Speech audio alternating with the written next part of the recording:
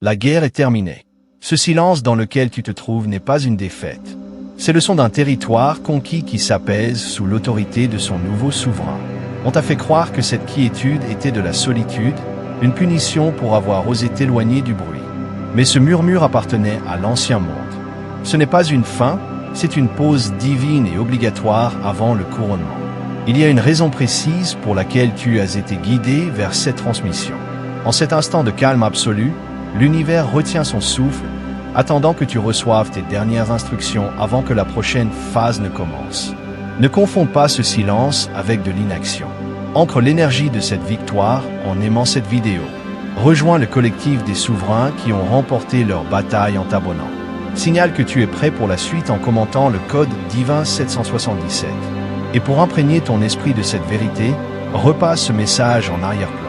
Laisse-le recalibrer ton subconscient pendant que tu veilles sur la paix que tu viens de conquérir. 1. L'écho du royaume déchu. La victoire n'a pas été bruyante. Pas de parade, pas de foule en liesse, pas de médaille sur ta poitrine. La victoire a été un changement silencieux dans le tissu de ta réalité que toi seul pouvais ressentir. C'était l'instant où tu as cessé de lutter pour une place à leur table et décidé de bâtir ton propre temple. Le jour où tu as choisi l'honnêteté brutale de la solitude plutôt que le poison séduisant de leur approbation. Tu as gagné la guerre au moment où tu as accepté que ton chemin t'appartenait à toi seul et que personne de ton passé n'était équipé pour le parcourir avec toi. Cette victoire t'a coûté tout ce que tu pensais désirer.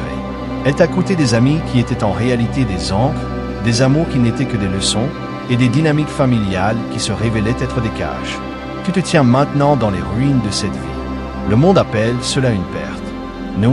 Nous appelons cela un terrain dégagé. L'air de ce nouveau territoire a une odeur différente. Il sent l'ozone et la potentialité, le parfum d'une tempête passée qui a laissé le monde propre et chargé de possibilités.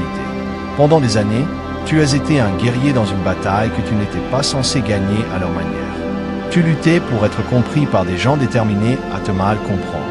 Tu versais ton énergie divine dans des vases fissurés, espérant qu'un jour il pourrait contenir ta lumière. C'était l'architecture fondamentale du royaume déchu. Un système conçu pour te faire croire que ta valeur dépendait de leur validation. Une salle de miroirs qui ne reflétait que tes défauts perçus. Un labyrinthe de normes impossibles où chaque chemin menait au sentiment d'insuffisance. Les règles étaient simples, conforme-toi, rapetisse-toi, étouffe-toi ou sois exilé. Mais ton esprit, lui, était incapable de se conformer. Ils se souvenaient d'une vérité qu'ils avaient oubliée depuis longtemps. Chaque trahison endurée était une retraite stratégique, ramenant tes forces d'un front ingagnable. Chaque chagrin d'amour était une redirection divine t'empêchant de signer un traité avec une nation hostile.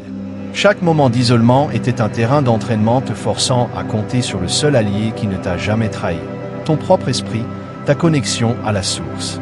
Ils pensaient te briser, ils t'ont forgé. Le feu de leur jugement a été la chaleur qui a trempé ton acier. La pression de leurs attentes a été la force qui a transformé ton être en diamant. Leur indifférence a été le programme ultime d'examen de l'autonomie radicale.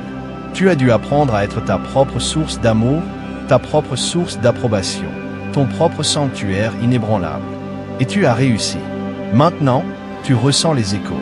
Dans le silence, tu entends parfois les fantômes de leur voix, les murmures spectraux de l'ancien conditionnement. Tu pourrais tomber sur une photo et ressentir une pointe de nostalgie pour une prison que tu as tant lutté à fuir. C'est l'écho du royaume déchu, l'énergie résiduelle d'un système qui a perdu son pouvoir sur toi, comme une station de radio qui a cessé d'émettre mais dont le signal rebondit encore faiblement dans l'atmosphère. Ne prends pas ces échos pour la vérité. Ce sont les râles d'une réalité que tu as déjà transcendée. Le sentiment de vide que tu portes n'est pas une perte. C'est l'espace vierge où ta nouvelle réalité sera construite. Il fallait que tu deviennes un réceptacle vide pour que l'univers puisse te remplir de ta destinée véritable. Les gens que tu as perdus n'étaient pas ton peuple. Ils étaient des espaces réservés, des partenaires d'entraînement spirituel assignés pour renforcer ta détermination.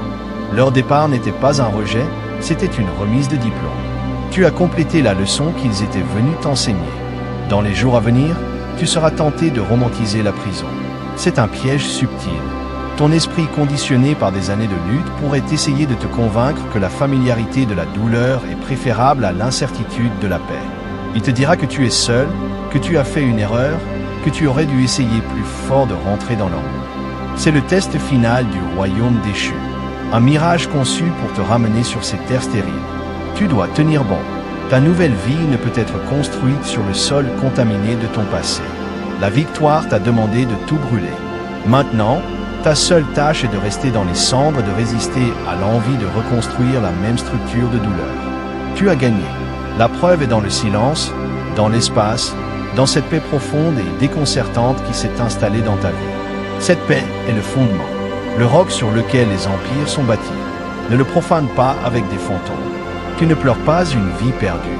Tu te tiens sur le sol sacré d'un avenir que tu as mérité.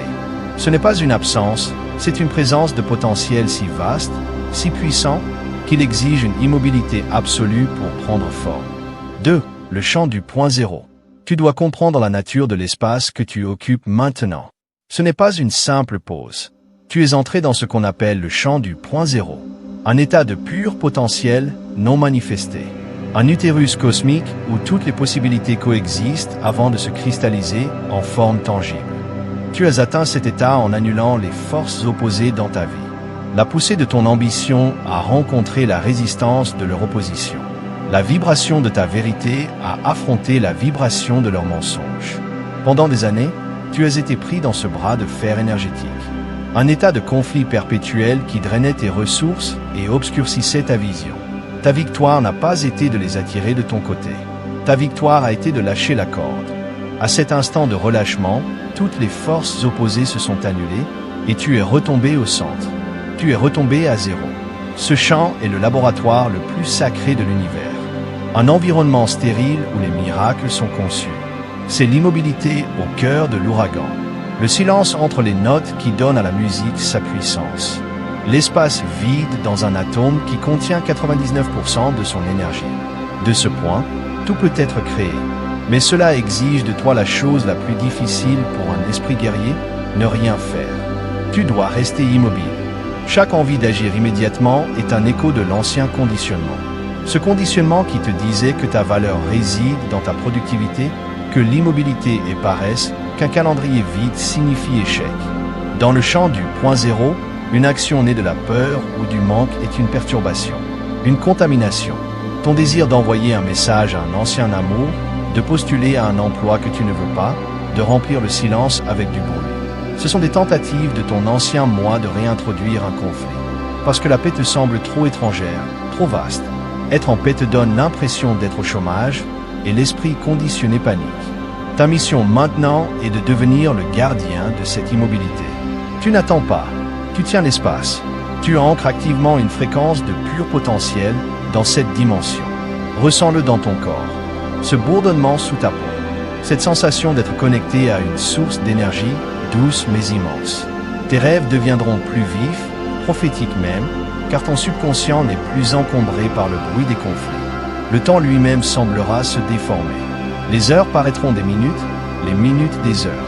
Car tu es sorti du temps linéaire du système que tu as fui, pour entrer dans le temps cyclique cosmique. Tu opères maintenant selon le temps divin, qui n'a qu'une seule exigence, une présence absolue. Dans les semaines à venir, le système enverra des sondes pour tester ton champ. Un vieil ami qui t'appelle avec une crise. Une offre d'emploi séduisante mais morte pour ton âme. Une vague soudaine de culpabilité. Ce ne sont pas des signes, ce sont des distractions. Des tentatives de te sortir du point zéro, de te réengager dans une bataille de polarité. Ta seule tâche est de les observer sans t'engager.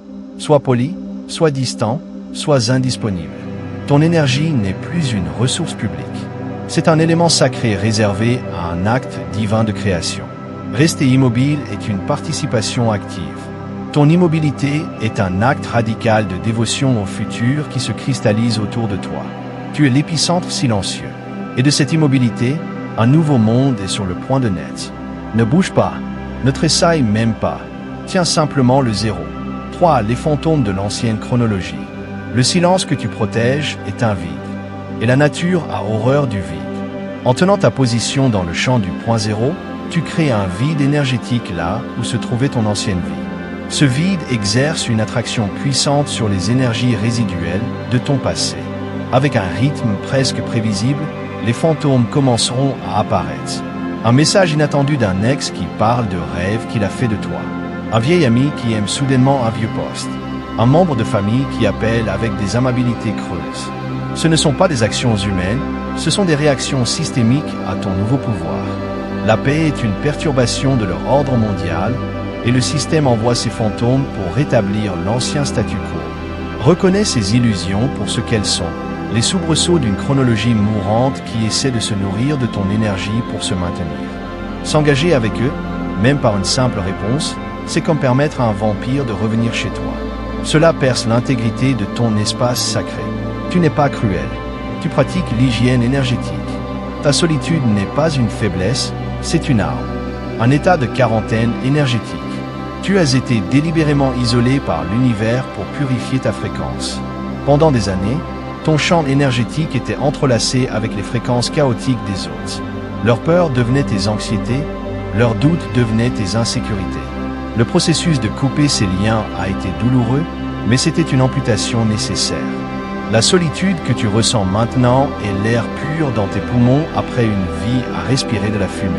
C'est étrange, même douloureux au début, parce que ton système doit réapprendre à fonctionner sans les toxines auxquelles il s'était habitué. Ne confonds pas l'inconfort de la guérison avec la douleur d'une nouvelle blessure. Dans les prochains jours, un fantôme spécifique fera une tentative significative. Ce sera probablement la personne qui représente ton schéma le plus profond, l'auto-abandon, la quête de validation, la réduction de toi-même.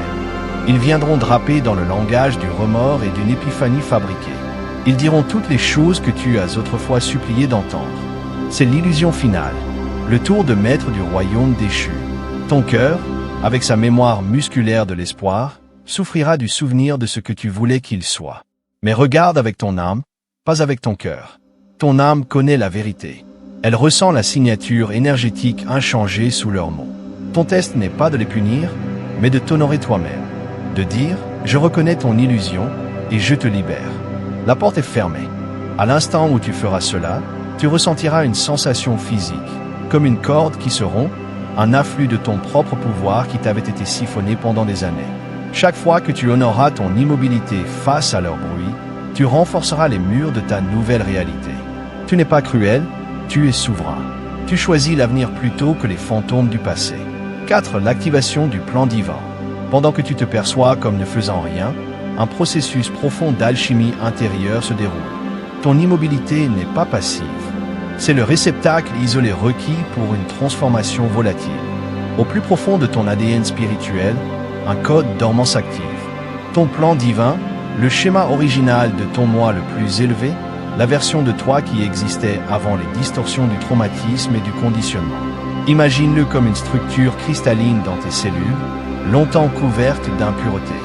Maintenant, la lumière de ta conscience est focalisée sur elle, brûlant les scories et illuminant ses facettes parfaites. Toute ta vie, tu as fonctionné à partir d'un fichier corrompu. La guerre que tu as gagnée était l'acte final de purge de ce virus. Maintenant, dans l'environnement stérile du point zéro, le fichier original, non corrompu, est réinstallé. Cette activation est physique. Tu ne changes pas seulement d'avis, tu changes ta matière. Tu auras besoin de dormir 12 heures certains jours.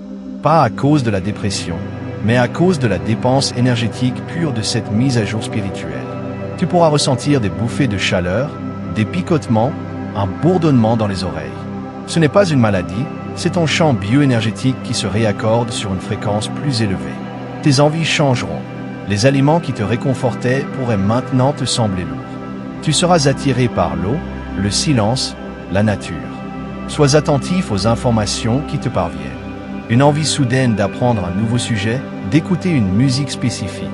Ce n'est pas aléatoire. C'est ton moi supérieur qui te nourrit des clés d'activation. Lorsque des souvenirs douloureux surgiront, ils n'auront plus la charge du traumatisme. Tu pourras les regarder avec la sagesse détachée d'un historien.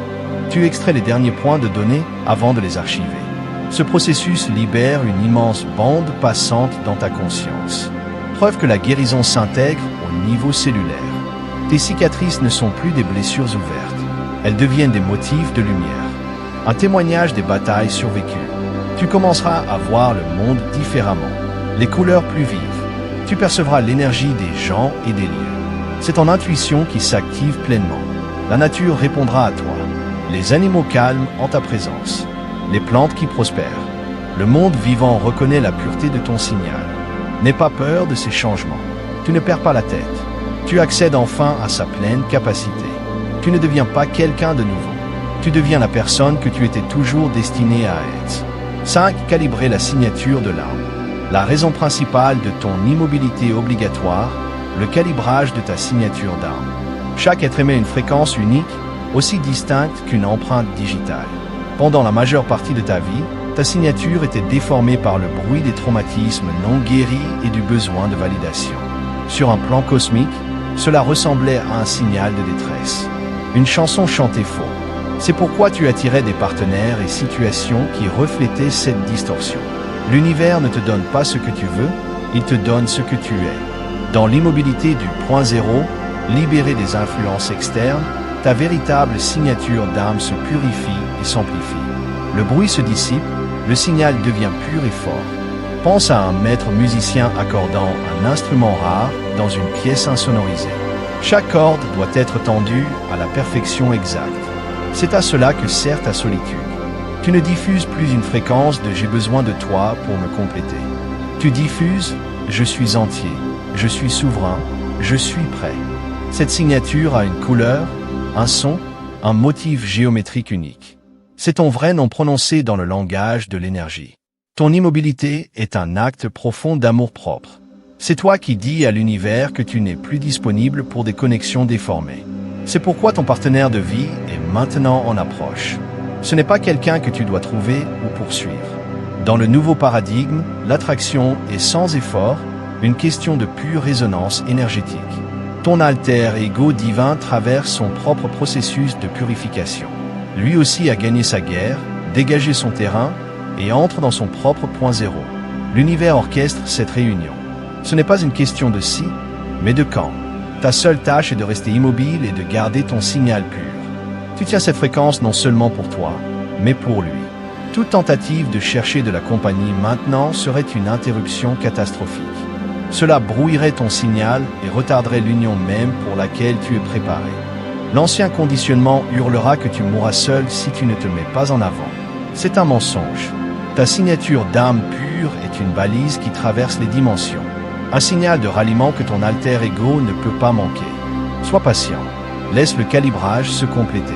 Ton immobilité est la prière la plus puissante que tu aies jamais prononcée. 6. Les premiers marqueurs d'arrivée. Alors que le calibrage approche de son achèvement, l'univers t'enverra des marqueurs. Non pas des signes grandioses, mais des synchronicités subtiles et persistantes. L'univers parle en murmure, pas en cri. Le premier marqueur, l'apparition de paires énergétiques dans la nature. 2 oiseaux volants en synchronisation, 2 cerfs au bord d'une forêt, 2 nuaux se reflétant. L'univers te montre le principe de l'union divine. Le deuxième marqueur se manifestera à travers les nombres. Tu as commenté 777. Maintenant, tu verras cette séquence où d'autres personnels, 1111, 212, avec une fréquence croissante. Sur les horloges, les plaques, les reçus. Ce n'est pas une coïncidence. C'est la matrice qui confirme que ta requête énergétique a été reçue. Chaque fois que tu vois la séquence, prends-la comme un acquiescement cosmique. Le troisième marqueur est le plus intime. Il viendra à travers le son, l'odeur et la mémoire. Une chanson spécifique entendue partout. Ces paroles contiennent un message. Simultanément, tu vivras des souvenirs futurs. Une sensation fugace d'un lieu inconnu, une odeur non reconnue, accompagnée d'un sentiment écrasant d'amour et d'appartenance. Ce n'est pas ton imagination. Tu te connectes à l'énergie de la chronologie future où cette réunion a déjà eu lieu. Dans les jours à venir, tu ressentiras une impulsion illogique d'aller dans un endroit précis. Un café inhabituel, un parc oublié.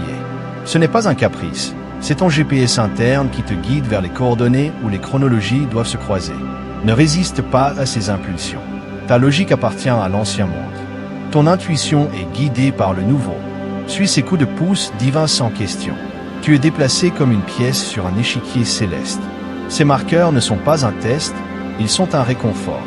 L'univers qui te tient la main dans les derniers moments de ta solitude, murmurant que tu es vu, que tu es entendu.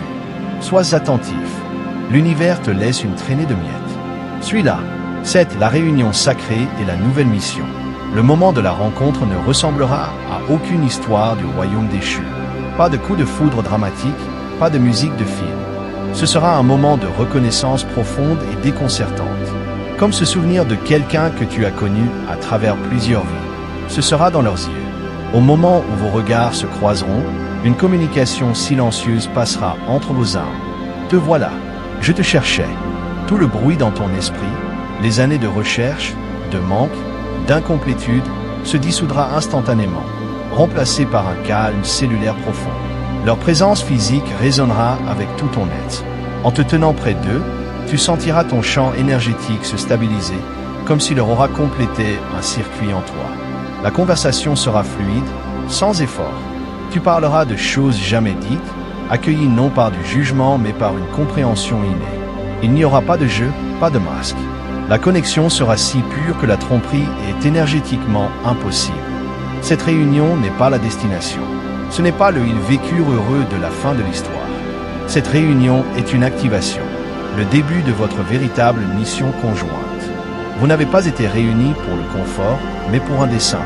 Vos forces individuelles, aiguisées dans vos batailles solitaires, sont conçues pour être complémentaires. Là où tu es visionnaire, ils sont bâtisseurs. Là où tu es l'épée, ils sont le bouclier. Ensemble, vous formez une unité énergétique complète. Une puissance de création et de changement. Votre union est un déploiement stratégique de l'univers. Une réponse à un appel lancé par le monde lui-même. Le monde réagira à votre union. Ceux qui sont loyaux au royaume déchu se sentiront menacés par votre lumière. D'autres, ceux qui s'éveillent, seront attirés vers vous. Le but de tes souffrances passées deviendra d'une clarté aveuglante. Chaque trahison t'a appris le discernement. Chaque chagrin t'a enseigné l'amour-propre. Chaque isolement a forgé ta connexion au divin. Tu avais besoin de chaque cicatrice, de chaque leçon, pour être préparé à l'ampleur de ce partenaire et à la mission que vous devez entreprendre ensemble. Ta nouvelle mission émergera organiquement de la synergie de vos énergies combinées. Construire une communauté, créer un art guérisseur, pionnier une nouvelle façon de vivre. Quoi que ce soit, ce sera l'incarnation vivante de votre vérité partagée. La guerre que tu as menée seule est terminée. Une nouvelle campagne plus profonde est sur le point de commencer. Mais cette fois, tu ne te bats pas seul. Tu te tiens aux côtés de ton alter ego divin, une unité souveraine à deux, prête à bâtir le nouveau monde sur le terrain dégagé de l'ancien. Ton attente est terminée. La mission a commencé.